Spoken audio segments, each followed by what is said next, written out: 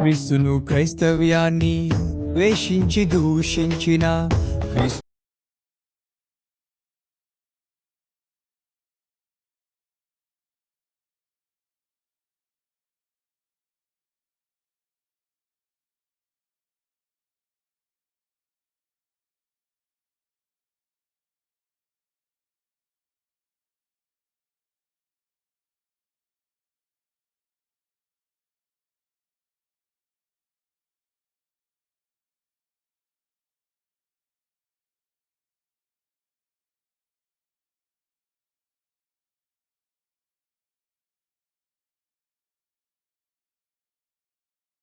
క్రీస్తు ప్రభులు వారు మన కొరకు బలి అయ్యాడు, మన కొరకు అర్పణగా చేసుకున్నాడు. ఆయన తనను తాను చంపుకున్నాడు, తనను తాను బలియాగముగా తనను తాను అప్పగించుకుని క్రీస్తు బలిదానము ద్వారా మనలను దేవునికి పరిమళ వాసనగా మార్చాడు. దేవునికి స్తోత్రం, హల్లెలూయా. ఈ పరిమళ వాసన ఏంటి? దేవునికి ఇష్టమైన పరిమళ వాసన ఏంటో తెలుసా? చెప్తాను చూడండి.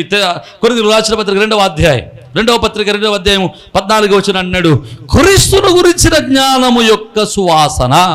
క్రీస్తును గురించిన జ్ఞానం, క్రీస్తును గురించిన జ్ఞానమే ఒక సువాసనగా ఉంది. దేవునికి స్తోత్రం. క్రీస్తును గురించిన జ్ఞానమే ఒక సువాసన, జ్ఞానము యొక్క సువాసన. అందుకనే ప్రసంగి గ్రంథంలో కూడా రాస్తాడు. బుక్కావాని తైలం గురించి రాస్తూ అక్కడ కూడా ఏమంటాడంటే, ఆ సువాసనను తెలివికి పోలుస్తాడు. పరిమళాన్ని, సువాసనను లేకపోతే సుగంధాన్ని జ్ఞానానికి పోలుస్తూ అంటాడు సామెతల గ్రంథకర్త. అంటే ఇప్పుడు సువాసన, క్రైస్తవుల్లో ఉండవలసిన సువాసన అంటే ఏంటో తెలుసా? నీ సెంటు కాదు. దేవుడు కోరుకునేది నువ్వు రాసుకునే సెంటు వాసన కాదు, నువ్వు పూసుకున్నటువంటి సుగంధాలు కాదు, నువ్వు పెట్టుకునే పూల వాసన కాదు. దేవుడు కోరుకునే సువాసన ఏంటంటే నీలో నువ్వు కలిగి ఉన్న క్రీస్తును గురించిన జ్ఞానము. దేవునికి స్తోత్రం. ఇప్పుడు క్రీస్తుని గురించిన జ్ఞానము నీలో ఉంటే దానిని దేవుడు ఎలా స్వీకరిస్తున్నాడు అంటే, నీలో క్రీస్తుని గురించిన జ్ఞానం ఉంటే దానిని దేవుడు సువాసనగా స్వీకరిస్తున్నాడు. నీలో క్రీస్తుని గురించిన జ్ఞానము ఎంత ఎక్కువగా ఉంటే, ఎంత సువాసనభరితంగా నువ్వు జ్ఞానాన్ని కలిగి ఉంటే అంత విజయోత్సవాన్ని దేవుడు నీకు అనుగ్రహిస్తాడు. అంటే నీలో నుండి సువాసన దేవుడి సన్నిధిలో పరిమళింపబడాలి అంటే నీవు ఎక్కువ జ్ఞానాన్ని కలిగి ఉండాలి. మరి మనం రోజు ప్రార్థన చేస్తాం ఏమని? ప్రభువా నన్ను దీవించు, నన్ను ఆశీర్వదించు, నా పరిస్థితిని దీవించు, నా పరిస్థితిలో సహాయం చేయి. అయ్యో తండ్రి, నాకు అది ఏది, నేను చేసే పనిలో జ్ఞానాన్ని దయచేయి, నా పని చేసే పనిలో విజయాన్ని ఇయ్యి, నా వ్యవసాయంలో విజయాన్ని ఇయ్యి అని మనం ప్రార్థన చేస్తాం. నీకు విజయం రావాలంటే ఏం చేయాలి? దేవునికి ఇష్టమైన సువాసన నువ్వు వెదజల్లాలి. దేవునికి స్తోత్రం. దేవునికి ఇష్టమైన సువాసన నువ్వు వెదజల్లాలి. జల్దర వృక్షంలో లేకపోతే బలురెక్కసి చెట్లలో వల్లి పద్మము వికసించినట్లుగా, బలురెక్కసి చెట్లలో వల్లి పద్మము తన యొక్క పరిమళాన్ని వెదజల్లునట్లుగా లోకములో క్రీస్తు జ్ఞానం అనేటువంటి సువాసనను సంఘం ఏం చేయాలి? వెదజల్లాలి. దేవునికి స్తోత్రం. ఆ సువాసనను వెదజల్లగలిగితే, ఆ సువాసనను ఆగ్రహించిన దేవుడు, ఆ సువాసన బట్టి ఆనందించిన దేవుడు ఆయన నిన్ను, ఆ జ్ఞానాన్ని బట్టి నిన్ను ఆయన ఆశీర్వదిస్తాడు. అంటే నీకు విజయం రావాలంటే, ఒక క్రైస్తవ జీవితంలో దేవుడు నీకు ఇస్తానని విజయానందాన్ని నువ్వు పొందాలంటే దేవుడు నీలో చూసేటువంటి సువాసన, దేవుడు నీలో ఆనందించేటువంటి సువాసన ఏంటి? క్రీస్తును గురించిన జ్ఞానము. మరి మీలో క్రీస్తును గురించిన జ్ఞానం ఎంతమందికి ఉంది? దేవుడి గురించిన జ్ఞానం ఎంతమందికి ఉంది? వాక్యమును గురించిన జ్ఞానం ఎంతమంది ఉంది? మీలో ఎంతమంది వాక్యాన్ని వింటారు? ఎంతమంది వాక్యాన్ని దాచుకుంటారు? ఎంతమంది వాక్యాన్ని ధ్యానం చేస్తారు? ఎంతమంది వాక్యానుసారంగా బ్రతుకుతారు? ఎంతమందిలో క్రీస్తుని గురించిన ఆలోచన ఉంది? క్రీస్తు ఎవరో తెలుసా? క్రీస్తు యొక్క పూర్వస్థితి ఏంటో తెలుసా? క్రీస్తు వారి యొక్క మరణం తర్వాత స్థితి ఏంటో తెలుసా? క్రీస్తు వారి యొక్క పరమోన్నత స్థితి ఏంటో తెలుసా? క్రీస్తు వారు భూమి మీదకి వచ్చి ఏం చేశాడో తెలుసా? క్రీస్తు వారు మీ కొరకు ఏం చేశాడో తెలుసా? క్రీస్తు వారు మీ కొరకు ఎలాంటి బలిదానం చేశాడో తెలుసా? క్రీస్తు వారు భూమి మీద చేసిన కార్యాల గురించిన జ్ఞానం నీలో ఉందా? క్రీస్తుని గురించినటువంటి జ్ఞానము మన హృదయంలో ఉండాలి, మన ఆలోచనలో ఉండాలి. వాక్యముల గురించిన జ్ఞానం మనలో ఉండాలి. ఈ జ్ఞానాన్ని దేవుడు ఏం చేస్తాడు? ఆ జ్ఞానాన్ని దేవుడు ఎలా స్వీకరిస్తాడు? సువాసనగా స్వీకరిస్తాడు. మరి క్రైస్తవుడిగా జీవిస్తున్న మనలో విజయాలు ఎందుకు రావడం లేదంటే, మనలో వాక్య జ్ఞానము కంటే లోక జ్ఞానం ఎక్కువ మిగిలిపోయి ఉంటుంది. లోక జ్ఞానం ఎక్కువ మిగిలిపోయి ఉంటుంది. మనకు అన్నీ తెలుసు, లోకంలో ఎలా బ్రతకాలో తెలుసు, రాజకీయం ఎలా తెలుసు, లేదా ఎదుటివాడిని ఎలా పడగొట్టాలో తెలుసు, ఎదుటివాడిని ఎలా నాశనం చేయాలో తెలుసు, ఎదుటివాడిని ఎలా ఇబ్బంది పెట్టాలో అన్నీ తెలుసు. కానీ ఏం తెలియదంటే వాక్యాన్ని ఎలా వినాలో తెలియదు, ప్రార్థనకి ఎలా వెళ్ళాలో తెలియదు, ప్రార్థనకి ఎప్పుడు వెళ్ళాలో తెలియదు, ప్రార్థనలు ఎలా కూర్చోవాలో తెలియదు, ప్రార్థన ఎలా చేయాలో తెలియదు, వాక్యాన్ని ఎలా వినాలో తెలియదు, వాక్యాన్ని ఎలా దాచుకోవాలో తెలియదు, వాక్యాన్ని ఎలా ప్రకటించాలో. క్రీస్తుని గురించినటువంటి జ్ఞానములో మనం ఏమైపోయామంటే దిగసారిపోతున్నాం. అందుకనే మన వాసన దేవునికి అంటుకోవట్లేదు. కాబట్టి మన వాసన జ్ఞానముతో కూడినటువంటి వాసన, క్రీస్తు జ్ఞానమును గురించిన వాసన దేవుని సన్నిధికి చేరడం లేదు. కనుకనే మన జీవితంలో జయ జీవితాన్ని మనము అనుభవించలేకపోతున్నాం.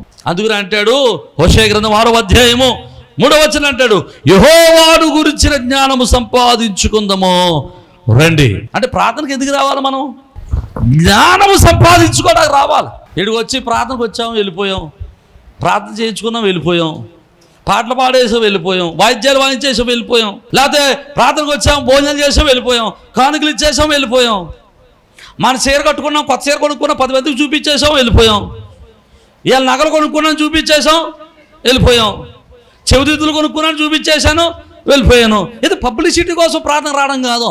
నీ ఇంట్లో గొడవలు చర్చిలో చెప్పుకోవడానికి కాదు ఇక్కడ రావాల్సింది. ప్రార్థనకు నువ్వు ఎందుకు రావాలంటే దేవుని యొక్క జ్ఞానాన్ని సంపాదించుకోవడానికి రావాలి. దేవుని జ్ఞానం సంపాదించుకోవడానికి రావాలి. ఆ జ్ఞానము ద్వారా సువాసనను వెదజల్లడానికి నువ్వు ఇక్కడ రావాలి. మరి నువ్వు జ్ఞానాన్ని సంపాదించుకుంటున్నావు. ఇక్కడ ఎంతమంది వాక్యాన్ని వింటారండి? వాక్యంలో మనం ఏది గమనిస్తాం చెప్పండి? ఇవాళ 2 జోకులు చెప్పాడా? ఇవాళ ముక్కు గురించి చెప్పాడా? ముక్కు గురించి డైలాగ్ వేసాడా కదా? లేకపోతే ఇంకోటి కదా? లేకపోతే చిన్న కథలు చెప్పాడా? ఏ గుర్తుంటాయి మనకి? వాక్యం ఏది గుర్తుండకపోవచ్చు, కానీ ఒకటి గుర్తుంటాయి. వాక్యం చెప్పేటప్పుడు ఏమైనా చిన్న మాటలు అంటాను చూసారా నవ్వుకోవడానికి, అయ్యి మాత్రం అసలు మళ్ళీ సంవత్సరం చెప్పమనే చెప్తాం మనం. కానీ వాక్యం మాత్రం చెప్పలేని స్థితిలో ఉంటాం. వాక్యాన్ని మాత్రం నెమరు వేసుకునే స్థితిలో మాత్రం మనం ఉండలేం. దేవుడు అంటున్నాడు, నీలో వాక్య జ్ఞానం ఉండాలి, క్రీస్తుని గురించినటువంటి జ్ఞానము ఉండాలి. అంటే క్రీస్తు జ్ఞానం నీలో ఉంటే ఏం చేస్తుంది? ఆ జ్ఞానం నీలో ఉంటే ఏం చేస్తుంది? వాక్యం నీలో ఉంటే ఏం చేస్తుంది? నిన్ను దేవునికి ఇష్టండి చేస్తుంది. దేవునికి స్తోత్రం. ఎలాగట? నిన్ను దేవునికి ఇష్టం చేస్తుంది. నువ్వు ఎప్పుడైతే దేవునికి ఇష్టమైన సువాసనగా నీ ఉన్నావో నీ జీవితం అంతా కూడా విజయమే కలుగుతుంది, కానీ అపజయము నీకు కలగదు. నమ్మితే దేవునికి స్తోత్రం చెప్పాలా? మరి నీలో జ్ఞానం ఏది ఉంది? ఏదైనా కార్యం చేయదలిసినప్పుడు ఏ జ్ఞానంతో పని చేస్తున్నావు? ఏదైనా పని చేయాల్సి వచ్చినప్పుడు ఏ జ్ఞానంతో నువ్వు పని చక్కబెడుతున్నావు? ఎక్కడికైనా వెళ్ళాల్సి వచ్చినప్పుడు ఏ జ్ఞానాన్ని ఉపయోగించి నువ్వు పని చేస్తున్నావు? ఏ జ్ఞానాన్ని ఉపయోగించి జీవితాన్ని కొలిపి వెళ్ళబుచ్చుతున్నావు? ఏ జ్ఞానంతో నువ్వు ఇల్లు కట్టుకుంటున్నావు? ఏ జ్ఞానంతో ఇల్లుని చక్కబెట్టుకుంటున్నావు? ఏ జ్ఞానంతో ఇల్లు పనులు మొదలు పెడుతున్నావు? దేవుడు అది అన్నాడు, నీలో ఉన్న జ్ఞానమే నాకు సువాసనగా రావాలి. దేవునికి స్తోత్రం. ఇక 2వ విషయాన్ని మీకు జ్ఞాపకం చేస్తాను. ఫిలిప్పీలకు రాసినటువంటి పత్రిక అపోస్తలుడైన పౌలు ఫిలిప్పీ పట్టణంలో ఉన్న సంఘానికి రాసినటువంటి పత్రిక 4వ అధ్యాయం 16వ వచనం నుండి మనం చదువుకుందాం తొందరగా. ఎలయనగా దెసలోనికలో కూడా మీరు మాటికి నా అవసరము తీర్చుటకు, ఆమేన్, హల్లెలూయా. ఎవరో ఫిలిప్పీ సంఘం అటండి పౌలు గారికి సహాయం చేసిందట. ఎలా సహాయం చేసింది? మాటికంటే అస్తమానం అంటే వెంట కదా, నెలకోసారి మీటింగ్ పెట్టినా అయ్యారా మేము ఉన్నామని చెప్పాలి. దేవునికి స్తోత్రం. వెంటనే మరలా దేవుని కొరకు పనికి పోవడానికి ఇష్టపడాలి. ఫిలిప్పీ సంఘం అలాగ ఉండట. ఫిలిప్పీ సంఘము మాటికి పౌలు గారికి సహకరిస్తూ ఉండేవారట. చూడండి, అక్కడ అంటాడు, నేను ఈవిని అపేక్షించి ఇలా చెప్పట్లేదు, కానీ మీ లెక్కకు విస్తార ఫలము కలగవలన రావాలని అపేక్షించి చెప్పుచున్నాను. నాకు సమస్తమును సమృద్ధి కలిగి ఉన్నది. మీరు పంపిన వస్తువులు ఎపప్రోతీతు వలన పుచ్చుకుని ఏమీయో తక్కువ లేక ఉన్నాను. హలో, పౌలు గారు ఏమంటున్నాడు? మీరు మాటికి ఇస్తున్నారు. హలో, ఎలాగ ఇస్తున్నారంటే మీరు మాటికి ఇస్తున్నారు. మీరు మాటికి ఇవ్వడం వల్ల నాకు ఎలాగుంది? సమృద్ధిగా ఉంది. రెండోది ఎలాగుంది? ఒకటో సమృద్ధిగా అందరూ ఏమన్నాడు? అసలు ఏది కూడా తక్కువ లేదు. అది ఏం లేదు, ఏది తక్కువ లేదు. దేవునికి స్తోత్రం. అన్నీ సమృద్ధిగా ఉన్నాయి. ఈరోజు నిజంగా పౌలు గారు అన్న మాట, ఈరోజు సేవకులు అంటే ఏమంటారు మీరు? అసలు ఇక్కడ కూర్చొని మీరే కాదు, వాక్యాన్ని వినే ప్రతి ఒక్కరికి మాట అడుగుతున్నాను నేను. మీ సేవకుడు సమృద్ధి కలిగి ఉన్నాడా? మీ సేవకుడు యొక్క అక్కర్లన్నీ మీరు తీరుస్తున్నారా? మీ సేవకుడు ఎప్పుడైనా నాకు ఏం అక్కర్లేదు, అన్ని అవసరాలు తీర్చబడ్డాయి అని చెప్పగలిగాడా మీ సేవకుడు? ఫిలిప్పీ సంఘము పౌలు గారి అక్కర్లన్నీ ఏం చేస్తుంది? ఆమేన్, హల్లెలూయా. పౌలు గారికి అవసరం ఉంటే అవసరంలో పిలిపి సంఘం అంటారు, అయ్యా మేమున్నాం, అయ్యా మీకు ఎందుకు మేమున్నాం అని చెప్తున్నాడట. అసలు సంఘము సేవకుని ఎందుకు ఇవ్వాలి? అసలు కానుకలు ఇవ్వాలా? దేవుడు ఉచితంగా ఇచ్చాడు, ఉచితంగా చేయాలి కదా. కానుకలు ఇవ్వాలా? ఏమన్నా ఉందా? ఎందుకు ఇవ్వాలి? 3 కారణాలు చెప్తాను చూడండి జాగ్రత్తగా. 3 కారణాలు గబగబా చెప్తాను. కొరింథీయులకు రాసిన పత్రిక మొదటి పత్రిక 9వ అధ్యాయం 13వ వచనం చివరి మాట్లాడంటాడు, సువార్త ప్రకటించువారు ప్రచురించువారు సువార్త వలన జీవించాలి అని ప్రభువు నియమించాడు. ఎలాగట? సువార్త ప్రకటించేవాడు, దేవుని సేవ చేసేవాడు, దేవుని సేవ చేసేవాడు దేని మీద బ్రతకాలి? సేవ మీద బ్రతకాలి. గలతీయులకు రాసిన పత్రిక 6వ అధ్యాయం 6వ వచనం, వాక్యోపదేశం పొందువాడు ఉపదేశించు వారికి మంచి పదార్థములో ఇందులో మీరెందులో ఎత్తారో దేవునికి స్తోత్రం. సిరిగిపోయిన 10 రూపాయల కాయంతలకి ప్లాస్టర్లు వేసి దేవునికి స్తోత్రం. మీ గురించి చెప్పట్లేదు, అన్ని సంఘాల గురించి చెప్తున్నా సోమా. మీ గురించి నేను ఏమంటలేదు, ఎందుకంటే టీవీలో వాక్యం వస్తుంది కాబట్టి మీ ఒకరి గురించి చెప్తే వాళ్ళు ఊరంతా బాధపడతారు. కాబట్టి ఊర్లో ఉన్న అందరి కోసం, ఎవడు వాక్యం విన్నా వాళ్ళందరి కోసం చెప్తున్నాను. నువ్వే పట్టుకెళ్తున్నావు సేవకునికి? సేవకునికి నువ్వు ఇవ్వాల్సిన బాధ్యత ఉందని వాక్యము చెప్పింది. దేవుడు ఆజ్ఞాపించాడు. దేవునికి స్తోత్రం. ఎలాగట? మొట్టమొదటి మనం సేవకునికి ఎందుకు ఇవ్వాలి? అది దేవుడు ఆజ్ఞాపించింది. ఎవరు ఆజ్ఞాపించారు? దేవుడు ఆజ్ఞాపించాడు. రెండవది నువ్వు ఎందుకు ఇవ్వాలి? రెండవది నువ్వు ఎందుకు ఇవ్వాలంటే సేవకుడు నీ కొరకు ప్రార్థన చేస్తున్నాడు కాబట్టి. సేవకుడు నీ పక్షాన దేవుని పాదాలు పెట్టుకుని బ్రతమాడుతున్నాడు. నీ భక్తిని చూసి దేవుడు నిన్ను ఆశీర్వదించట్లేదు. దేవుడి యొక్క సేవకుడు శవంలా బ్రతుకుతూ, దేవునికి ఇష్టడిగా బ్రతుకుతూ, దేవుడికి నచ్చిన మార్గంలో బ్రతుకుతూ, దేవుడి పాదాలు పట్టుకుని ప్రభా నా విశ్వాసును దీవించు అని ప్రార్థన చేస్తున్నాడు కాబట్టి దేవుడు విశ్వాసులను దీవిస్తున్నాడు. దేవునికి స్తోత్రం. హల్లెలూయా. ఈ వివరణ చెప్పాలంటే మళ్ళీ పాత నిబంధనలోకి వెళ్ళి రావాలి, అంత వివరణ లేదు కానీ తొందరగా చెబుతాను. నీ సేవకుడు నీ కొరకు ప్రార్థన చేస్తున్నాడు. చాలామంది ఏమంటారు తెలుసా? మా పాస్కర్ మా కోసం అస్సలు ప్రార్థన. ఒక ఆవిడ అంటది, మొన్న నాకు కొడుకు నొప్పి వచ్చింది, ఆడొచ్చి ప్రార్థన చేశాడు, ఆడొచ్చి ప్రార్థన చేశాడు, నువ్వు మాత్రం ఆడిదికి వస్తాడు, ఆడికి పనేంటి? దొంగ దోసుకోవడానికి చెప్పరా? దోసుకోవడానికే వస్తాడు. దేవునికి స్తోత్రం. హల్లెలూయా. దొంగిలించడానికి వస్తాడు. నీ దగ్గరికి ఇంటికి వచ్చినా రాకపోయినా, నీకు ఫోన్ చేసినా చెగిపోయినా, నీ కోసం ప్రార్థన చేసే భారం కలిగి ఉన్నవాడు నీ సేవకుడు. దేవునికి స్తోత్రం. దోసుకునేవాడు దొంగోడు ఏమంటాడు తెలుసా? అమ్మా రాత్రి నీ కోసం రోజు ప్రార్థన చేస్తాడు. మొహం పెట్టుకుని ఎప్పుడు కూడా ఒక రోజు కూడా ప్రార్థన చేయడాడు. నిజం. ఆడికి చేసే కాలే ఉండదు. టీవీలో వాక్యం చెబుతూ మీకోసం మేము ప్రార్థన చేస్తున్నాం అంటారు. ఇలా నా కోసం ప్రార్థన చేసేస్తాడంటే ఇచ్చాను. నీ కోసం భారం కలిగి ఇంట్లో ఉండి, నీ కోసం భారం కలిగి ఎవరైతే సంఘాన్ని నడిపిస్తున్నాడో, ఏ సంఘంలో నువ్వు కట్టబడ్డావో, ఏ సంఘం సేవకుడితో నువ్వు ఉన్నావో, ఆ సేవకుడు నీ కొరకు భారం కలిగి ప్రార్థన చేస్తాడు. భారం కలిగి ప్రార్థన చేస్తాడు.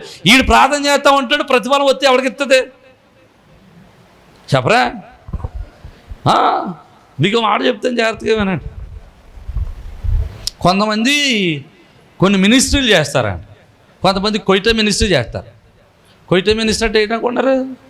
కొయిటా ఉన్న వాళ్ళతోనే మాట్లాడతారు, ఇండియాలో ఉన్న వాళ్ళతో మాట్లాడరు. అసలే ఇండియా వాళ్ళతో అస్సలు మాట్లాడరు. ఇంటి పక్క ఉన్నవాడు చచ్చిపోయినా కానీ వెళ్ళాడు. ఎందుకంటే ఇటు పొద్దున్న వేసి సాయంత్రం దాకా ఇదే పని. కొయిటలో ఉన్న వాళ్ళందరూ ఫోన్ చేయటం, అమ్మా బాగున్నావా, ఫోన్ చేసావా, ప్రార్థన చేయనమ్మా. ఆ ఇంటికాడ ఉండి సంఘం చూసుకునేవాడు కొయిటా ఉన్న ప్రార్థన చేయడానికి ఫోన్ చేయడం కూడా కాలే ఉండదు. దేవునికి స్తోత్రం. వీడికి పని పాట పడుతుంది. వీడి పని అంతా ఏంటంటే కొయిటా వాళ్ళకి ప్రార్థన చేయడమే. ఈ వీళ్ళని పట్టుకుని మాకు ఫోన్ చేసి నువ్వు చేసావా ప్రార్థన, నాకు వాడు ప్రార్థన చేశాడు అంట. నువ్వు వాడికి చెప్పుకున్నా కూడా వాడు చేశాడు. దేవునికి స్తోత్రం. హల్లెలూయా. అంతే కదా. నీకు ఫోన్ చేసినా చేయకపోయినా నీ కొరకు భారం కలిగి ప్రార్థన చేసేవాడు నీ సేవకుడు. టీవీలో వచ్చి నీ ప్రార్థన చేతను ఎత్తేసి ఎదురు ఎత్తేసి స్క్రీన్ మీద చెయ్యేసాట. ఎక్కడ స్క్రీన్ మీద చెయ్యేసి నీ కోసం కరెంటు కూడా చచ్చిపోతావు ఎప్పటికప్పుడు. బాగుపడటం వెళ్ళకున్నాగా. దేవునికి స్తోత్రం. పాస్ట్ గారు వెనకాల ఉన్నాడు కానీ వెనకాల ఎట్టి చేయలేకపోతే దరిద్రం వదిలితే స్క్రీన్లో ఇలా కనబడతారు. పాస్ట్ గారు స్క్రీన్ మీద తగలితే వెనకాల ఎట్టేస్తే వెనకాల చెయ్య టీవీ వెనకాల గొంగులు వచ్చేది స్వస్థత. నీ కొరకు నీ స్థానిక సేవకుడు నువ్వు ఏ సంఘంలో కట్టబడ్డావో, ఏ సంఘంలో ఉన్నావో ఆ సేవకుడు నీ కొరకు కన్నీరు కార్చి ప్రార్థన చేస్తాడు. మిగతా వాళ్ళందరూ దొంగలే. నీకోసం ప్రార్థన చేస్తాను, ఫోన్లు చెప్పున్నాడు, నీకోసం ప్రార్థన చేసేతను టీవీలో చెప్పినోడు ఎవడో ప్రార్థన చేయడు, అబద్ధం అదంతా.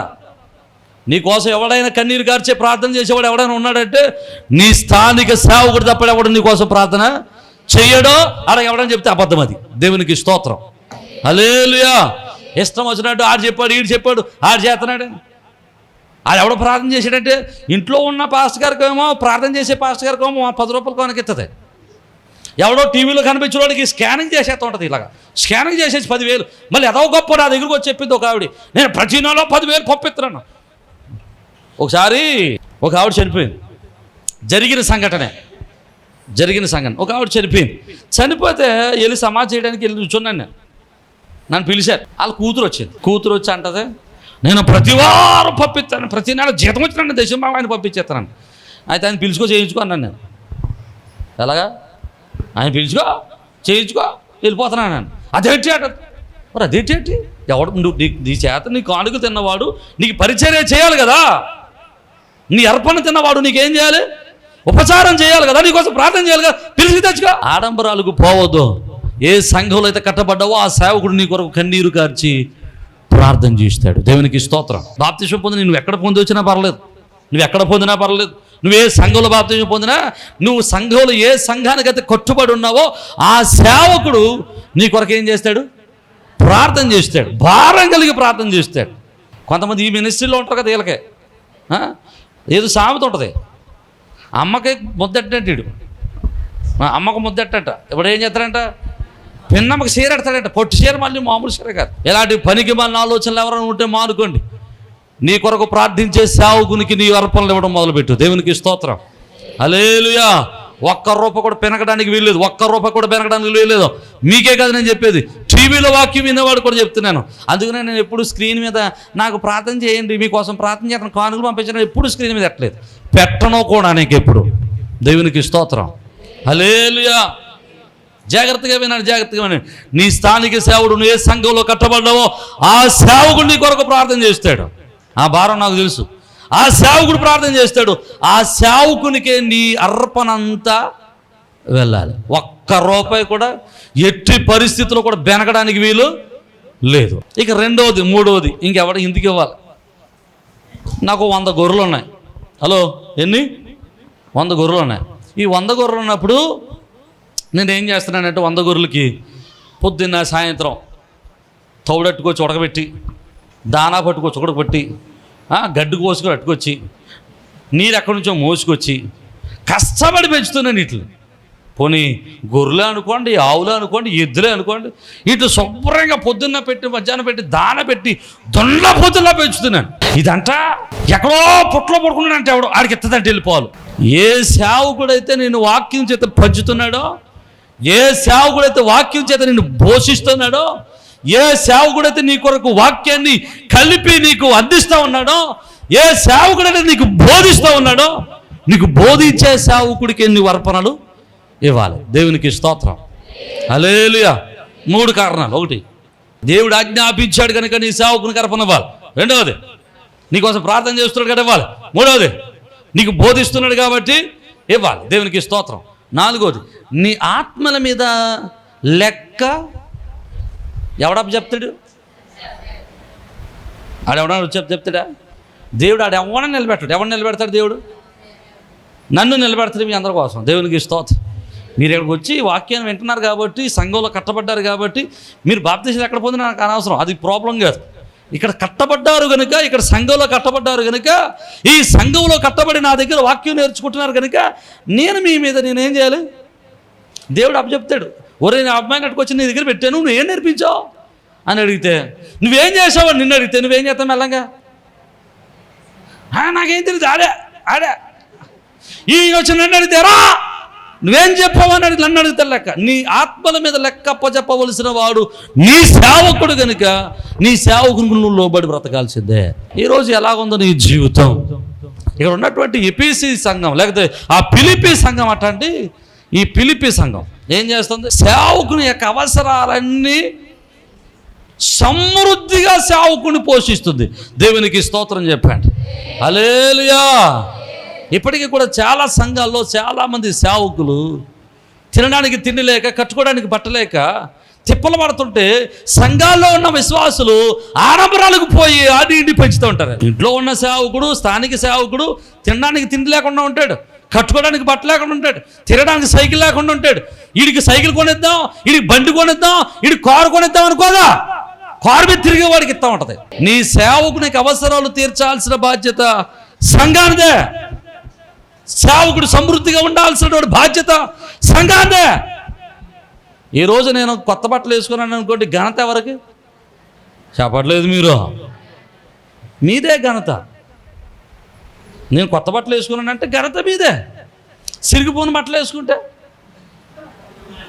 చెప్పరే, ఆ సిగ్గు కూడా మీకే. నేను సైకిల్ మీద తిరిగితే ఎవరికి సిగ్గు? మా పాస్టర్ గారు సిగ్గు సైకిల్ మీద తిరుగుతున్నాడు, బాబా మాకు వద్దు ఈ పాస్టర్ గారు వెళ్ళిపోతావా? నీకు సైకిల్ మీద తిరగడం పాస్టర్ గారు సిగ్గు అయితే నువ్వు కోరుకోండి ఈ పాస్టర్ గారికి, అంతేగాని సంఘం వదిలిపెట్టి వెళ్ళిపోవడం కాదు. సిగ్గుమాలి జనాంగమా, దేవునికి స్తోత్రం చెప్పు. హల్లెలూయా. ఎప్పుడైనా నువ్వు సంఘాన్ని విడిచిపెట్టాల్సి వచ్చిన పరిస్థితి వస్తే ఒకే ఒక్క పరిస్థితి అండి, సంఘాన్ని విడిచిపెట్టాల్సి వచ్చిన పరిస్థితి ఒకే ఒకటే. సేవకుడితో దెబ్బలాడేవని కాదు, సేవకుడు అందహీనంగా ఉన్నాడని కాదు, చర్చిలో లైటింగ్ లేదని కాదు, చర్చిలో సౌండ్ సిస్టమ్ లేదని కాదు, చర్చిలో సరైనటువంటి మ్యూజిక్ సిస్టమ్ లేదని కాదు, చర్చిలో పాస్టర్ మధ్య బట్టలు వేసుకోవట్లేదని కాదు. నీకు సేవకుడు సరైన భోజనం, సరైన వాక్యం పెట్టకపోతేనే నువ్వు వాక్య సంఘాన్ని విడిచిపెట్టాలి. అర్థమైతే దేవునికి స్తోత్రం చెప్పు. నీకు ఎక్కడ వాక్యం దొరికితే అక్కడికి వెళ్ళిపోవచ్చు, అసలు అందులో అభ్యంతరమే లేదు. నీకు సరైన వాక్యము సేవకుడు పెట్టలేకపోతేనే నువ్వు సంఘాన్ని విడిచిపెట్టాలి తప్ప ఇక ఏ సందర్భంలో నువ్వు సంఘాన్ని విడిచిపెట్టాల్సిన అవసరం లేదు. నువ్వు ఎక్కడ బాప్తిసం పొందినా, నీకు ఎక్కడ వాక్యము దేవుడు సమృద్ధిగా ఇస్తున్నాడు అనిపిస్తుందో అక్కడికి వెళ్ళిపోవచ్చు, నీకు అభ్యంతరమే లేదు. నేను అనుకుంటాను నా సంఘానికి సమృద్ధి అయిన భోజనం పెడుతున్నాను. నా ఉద్దేశంలో నా సంఘానికి సమృద్ధి అయిన భోజనం, శ్రేష్టమైన భోజనం పెడుతున్నాను. నా సమృద్ధి, నా సంఘం ఎప్పుడు కూడా ఎలా ఉండదు తెలుసా? ఆత్మీయ స్థితిలో కండల దేవుని రాకుంటారు అనుకుంటాను నేను. దేవునికి స్తోత్రం చెప్పాడు. హల్లెలూయా. ఇక అంటున్నాడు పౌలు గారు, అంటున్నాడు మీరు ఇచ్చేటువంటి సమస్తమైన వస్తువులు బట్టి, మీరు ఇచ్చేటువంటి సమస్తమైన కానుకలు బట్టి నేను సమృద్ధిగా ఉన్నాను, నా అక్కర్లన్నీ తీర్చిపడ్డాయి, నాకు ఏ లోటు లేదు. అప్పుడు అంటాడు చూడండి ఒక చక్కటి మాట, అది చదివించేస్తాను నేను. అవి మనోహరమైన, మూసేశారు మొత్తానికనే, అంత టైం అయిపోయింది కదా మూసేశారనే. చదవండి. అవి మనోహరమైన సువాసనయు దేవునికి ప్రీతికరమును ఇష్టమునైన యాగమై ఉన్నాయి. దేవునికి స్తోత్రం. దేవునికి ఇష్టమైన సువాసన ఏటట? రెండవది, అది దేవునికి ఇష్టమైన ప్రియమైన ఇష్టమైన యాగమా, అది దేవునికి ఇష్టమైన సువాసన. ఏంటి అది? సేవకుని పోషించడం అండి. దేవునికి స్తోత్రం. సేవకుని అవసరాలు తీర్చడం అండి. సేవకుని ఆ యొక్క అవసరాలన్నీ తీర్చడం, సేవకుని పోషించడం, సేవకుని బలపరచడం, సేవకుని వెనుక ఉండి నీవున్నావు మేమున్నావు నీ వెనకాల అని చెప్పేదండి. సేవకుని వెనుక ఉండి వెనుతట్టేవాడు కావాలి సంఘం. దేవునికి స్తోత్రం చెప్పండి. అది దేవునికి ఇష్టమైన మనోహరమైన సువాసనట. ఈ సువాసనను ఆగ్రహించినటువంటి దేవుడు, ఈ శ్వాసన స్వీకరించినటువంటి దేవుడు, నువ్వు దేవునికి ఇచ్చే దానిని బట్టి ఆనందించిన దేవుడు, నీ సేవకుని పోషించే దానిని బట్టి ఆనందించినటువంటి దేవుడు, దానిని శ్వాసనగా స్వీకరించిన దేవుడు. నీకు మాట ఇవ్వక మానడు, నిన్ను వాగ్దానం ఇవ్వడం మానడు, దేవుడు నిన్ను అక్కడ ఆనందింపక మానడు. అయితే ఇలాంటి సేవకుని అవసరాలు తీరిస్తే ఆనందించిన దేవుడు నీకేమిస్తాడు? ఆ కింద వచనం చదవని చెబుతాను. కాగా దేవుడు ఏంటట? కాగా దేవుడు తన ఐశ్వర్యం చెప్పిన క్రీస్తు యేసునందు మహిమలో మీ ప్రతి అవసరమును, ఆమేన్ హల్లెలూయా. మన అవసరం ఎవరి ఐశ్వర్యాన్ని బట్టి తీర్చబడుతుందట? తన ఐశ్వర్యము. ఎవరి ఐశ్వర్యము? దేవుడి ఐశ్వర్యము. దేవుని ఐశ్వర్యం మన అవసరాలు తీరుస్తుందంటారా తీర్చదంటారా? అంటే దేవుడి కంటే గొప్పలు మనం. ఆయన అంటాడు లోకంలో వెండి అంత నాది, బంగారం అంత నాది, ఈ లోకంలో సమస్త ఘనత అంతా ఆయనదే. దేవునికి స్తోత్రం. ఆయన సకల ఐశ్వర్యములు కలిగినటువంటి వాడు. ఆయన తన ఐశ్వర్యము చెప్పున నీ అవసరాలు, ఆమేన్ హల్లెలూయా, నీ అవసరాలు తీర్చడానికి దేవుడు సమర్థుడను నమ్మితే నీవు దేవునికి సువాసన భరితమైనటువంటి అర్పణలుగా నీ సేవకుడు నువ్వు పోషించేవాడివై ఉండాలి. దేవునికి స్తోత్రం. సేవకుడు బాగుంటే ఏడ్చేవాడిని దేవుడు నిన్నేం ఆశీర్వదిస్తాడు? అర్థమైతే దేవునికి స్తోత్రం చెప్పా కదా? ఇప్పుడు చాలామంది సేవకుడు బాగుంటే ఏడుస్తున్నాడండి, సేవకుడు కారు తీరిస్తే ఏడుస్తున్నాడండి, సేవకుడు మంచి బట్టలు కట్టుకుంటూ ఏడుస్తున్నాడు. నువ్వు సేవకుని బట్టి ఏడుస్తున్నావు కాబట్టి దేవుడికి సువాసనగా నీ ఉండలేకపోతున్నావు, కనుక నీ జీవితంలో ఆశీర్వాదాలు పొందలేకపోతున్నావు. నీ అవసరాలు దేవుడు తీర్చడం లేదు. అర్థమైతే దేవుడికి స్తోత్రం చెప్పా. కీర్తన గ్రంథం 35 దేవుడు అంటాడు, ఏమంటాడు తెలుసా? తన సేవకుడి యొక్క క్షేమమును చూచి ఆనందించే దేవుడు. దేవుడు ఎవరిని చూసి ఆనందిస్తాడు? సేవకుడి యొక్క క్షేమాన్ని చూసి ఆనందిస్తాడు. ఎవడైతే సేవకుడి యొక్క క్షేమానికి కారణమవుతాడో వాని అవసరాలన్నిటిని దేవుడు. 2 సువాసనలు దేవునికి క్రొత్త నిబంధనలో దేవునికి ఇష్టమైనవిగా ఉన్నాయి. ఒకటి, క్రీస్తును గురించినటువంటి జ్ఞానము నీలో దేవునికి ఇష్టమైన సువాసనగా ఉండాలి.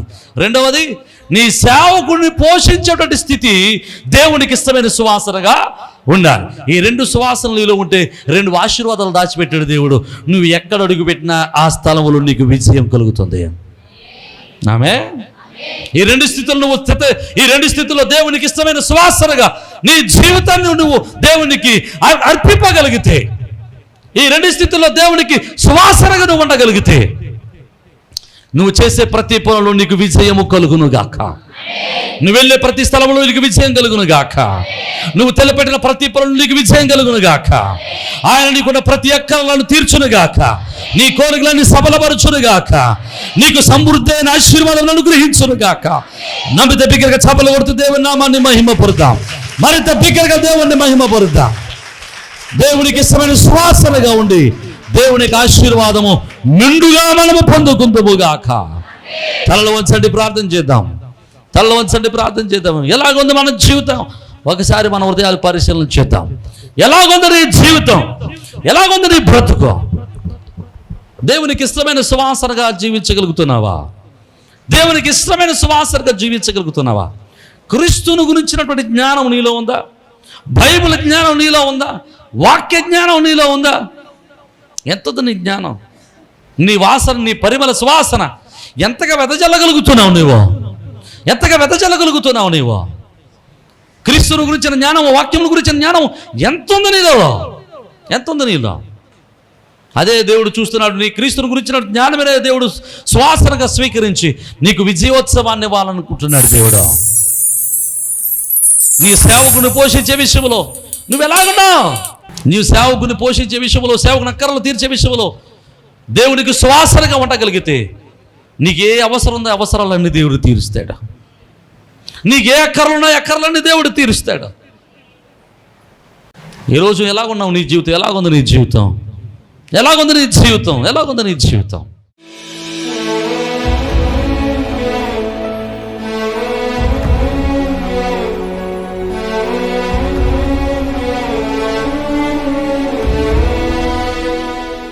సర్వకృపానిధి, ప్రేమ కలిగిన తండ్రి, సర్వోన్నతుడు, కృప కలిగిన ప్రభువానికి వందనాలు, స్తోత్రాలు. వినిన వాక్యాన్ని మా హృదయంలో నాటింపు చేయండి అయ్యా. మీకు ఇష్టమైన సువాసనగా వివరుటకు, నీకు ఇష్టమైన సువాసన మేము బ్రతుకుటకు సహాయం చేయండి. నీ వాక్కు చేత మమ్మల్ని బలపరిచి ఆదరించి మీరు మహిమ పొందమని, వినిన వాక్యాన్ని మా హృదయంలో నాటింపజేసి నీకు ఇష్టమైన ప్రీతికరమైన సువాసన భరితమైన పరిమళ సువాసనగా మేము బ్రతుకుటకు సహాయం చేయమని యేసు పరిశుద్ధ నామమున బడి స్తుతించున్నాం మా పరమ తండ్రి. ఆమేన్.